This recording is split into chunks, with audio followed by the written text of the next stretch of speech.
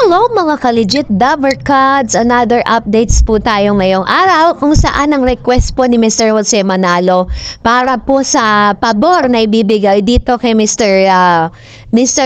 Zombie aba granted po ng EAT Production. Ang lahat ng yan, but before that, if you haven't subscribed yet to my YouTube channel, please don't forget to like, share, and subscribe at hit mo na rin ang notification bell for more showbiz updates. Bago tayo magpatuloy sa ating mga updates ngayong araw, of course, nais ko po munang magpasalamat sa lahat po ng mga legit viewers, subscribers, and legit Dabarkads sa lagi nag-aabang at nakaantabay sa lahat ng ating mga videos. Maraming salamat po sa inyong pagsubaybay.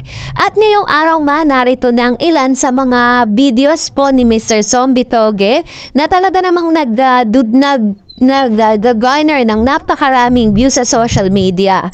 Isa na po rito yung kanya pong kaalabas lang na kanya pong music video and yung kanyang kinompose, no? Yung bagong single po niya. Kung saan isa sa mga request nga nitong si Mr. Jose Manalo na sana'y pagbigyan si Zombie na makapag-perform dito po sa EAT at mailabas niya po yung kanyang talento pagdating sa pagkanta. Kasi di ba hindi pa natin siya naririnig in person. Narinig lang natin yon doon po sa kanyang video na inilabas sa social media like Facebook, YouTube, and Spotify. So this time, gusto po sana ni Mr. Jose na bibigyan po ng malaking break itong si Mr. Zombie kasi 'di ba una dahil po sa EAT nakilala po siya at na-offeran po siya na magkaroon po ng kanya pong movie which is entitled Penduko. Pero hindi ko lang po alam kung kailan po isi-showing yun, ano? Dahil kasama niya po dito si Mr. Mateo Godicelli na husband po ni Miss Sara Geronimo. So this time, talagang nakikita na po natin yung paganda ng paganda ang ito pong kanya pong karira, no? Kaya naman ito ang mensahe ni Jose Manalo. Good morning for everyone. You know, when you wake up in the morning, you always smile, and before you put down your feet into the ground on the floor, just pray. Thank you, Lord. I'm alive. Another day, another life, another blessing. That's the way you go. Hi, good morning. It's a very good and bright morning for everyone. You know, when you wake up in the morning, you always smile, and before you put down your feet into the ground on the floor, just pray. Thank you, Lord.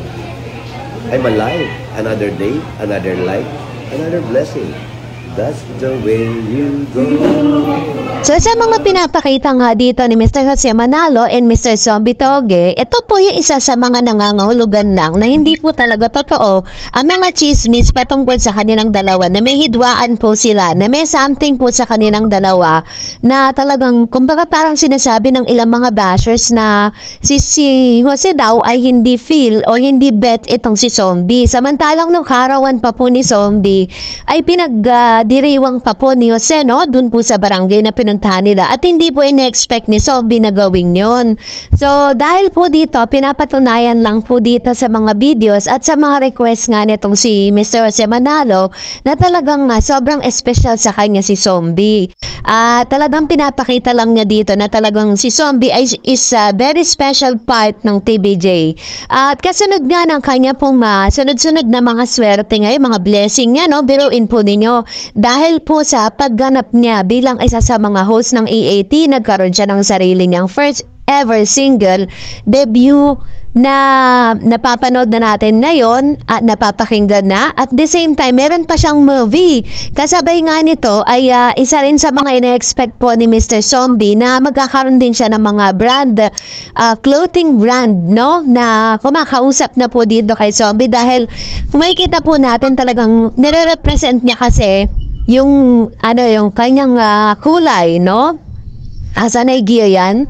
So, nire-represent niya. Kaya napakaganda po na kunin siya bilang isa sa mga clothing brand ng isang company. Kaya naman sobrang pasasalamat po ni Zombie pagdating po sa mga bagay na ito. At dahil dyan narito ang ilan sa mga komentong napili po natin mula sa inyong mga legit Daver cards po na lagi nag-aabang at tumaantabay sa mga videos natin. Unahin natin ang komento mula po dito kay ito si Mr. Malyari to. Celebrity updates. Did you knew na by December, malapit na ang paglipat ang E80 sa largest and biggest studio and TBJ production of P80 and MVP have a collab to Boss Ramon Soriano ang to venture to TV5. Please greet me again sa next vlog mo celebrity updates. Thank you. Ayan. Totoo po yun kasi parang nagkaroon na po ng collaboration. Ito pong si Mr. Ramon Soriano ang at si Mr. Manny V. Pangilinan. Kung dati po, talagang magka-rival po sila sa kanilang negosyo. But this time, in-announce na po sa media at sa lahat ng mga business news na sila po ngayon ay associates na at napakalaking balita po niyan na dahil nag-collab na po sila para sa isang business venture. Sabi naman ni Angelo Acosta, grabe to, babahan ng TV ad sa pagbaha na yon, malulunod ang It's Showtime at ang Tape Bulaga. Parang pataas o pababa. True. Ngayon pa nga lang po, diba?